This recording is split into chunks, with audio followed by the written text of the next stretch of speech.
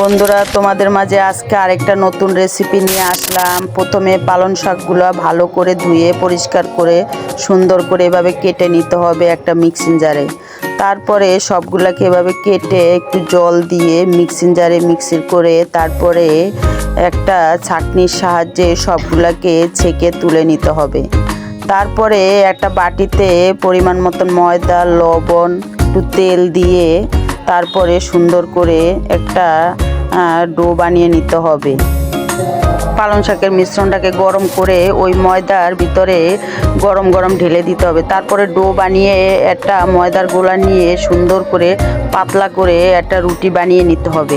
তারপরে পাতলা করে রুটিটা বানিয়ে সুন্দর করে তেল দিতে হবে, তার উপরে দিয়ে সুন্দর করে মাখিয়ে তার উপরে কিছুটা কর্নফ্লাওয়ার ছড়াতে হবে।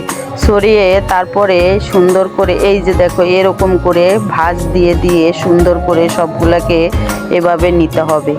তারপরে দেখো কত সুন্দর করে ভাঁজ দিয়ে এইভাবে মুড়িয়ে মুড়িয়ে সবটা নিতে হবে। এই যে দেখো তারপরে এইভাবে বেলে সুন্দর করে পাতলা করে নিতে হবে। সবগুলাকে নিয়ে সুন্দর করে প্যানে গরম করে সুন্দর করে তেল ছড়িয়ে সুন্দর করে এভাবে উল্টে পাল্টে ভেজে তুলে নিতে হবে। দেখো বন্ধুরা কতটা সুন্দর লাগছে, খেতেও তেমনই সুন্দর লাগবে। বন্ধুরা, তোমাদের মাঝে আজকে আরেকটা নতুন রেসিপি নিয়ে আসলাম। দেখো কি সুন্দর পরোটা বানানো হয়েছে, পালং শাকের পরোটা। দেখো কতটা সফট হয়েছে। দেখো তোমরা বানিয়ে 3-4 ঘন্টা রেখে দিতে পারবা, তারপরও খেলেও শক্ত হবে না, এরকম নরমই থাকবে, সফটই থাকবে।